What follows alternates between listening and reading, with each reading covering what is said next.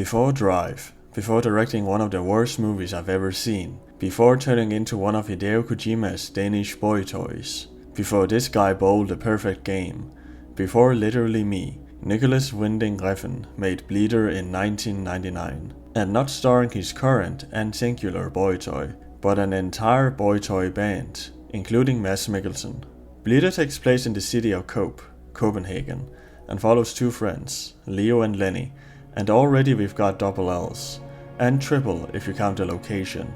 Leo works an ordinary shit job, has a pregnant girlfriend, and feels like he's losing the grip of his life, and that he had no choice in any of it. Lenny works in a video rental and watches 10 to 12 films a week, and doesn't really have much of an identity outside of that, which is very apparent when he talks with others, especially this new girl he has taken a fancy to, and he's down pretty bad, to the point that he eats pasta absolutely drenched in ketchup.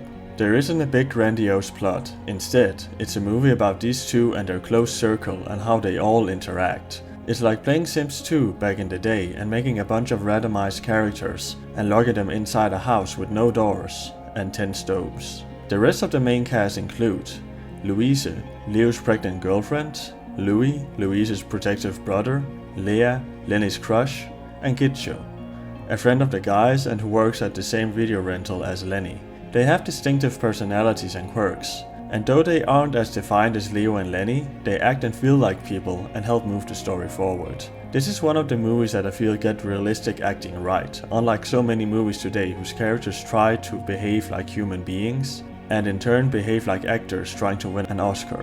I especially like how all the actors in this manage to capture that awkwardness found in so many everyday interactions. But these are merely supporting characters. It's Leo and Lenny and their struggles that carry this whole story. They are what we today would call literally me characters. Not so much in the way that many people project themselves or fantasize about being a certain character, like Ryan Gosling in Drive, but more because Leo and Lenny are painfully relatable. You don't want to be like these guys, but you still can't help but feel that the movie screen is a mirror. Most will be able to find something of themselves in either one of these characters, either of their present self or former self. Lenny is a socially awkward young man that uses movies as an escape from his real life problems.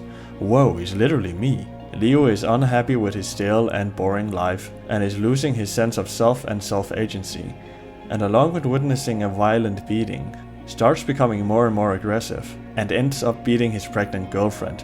Whoa, he's literally me. Both characters are pathetic, and you will feel pathetic at some point watching this, because you relate to them. Well, hopefully not the beating your girlfriend part, but they make you reflect about your current or past struggles, and most importantly it feels natural, unlike so many other movies, where it more or less feels like a lecture. The things they experience are real and close to home.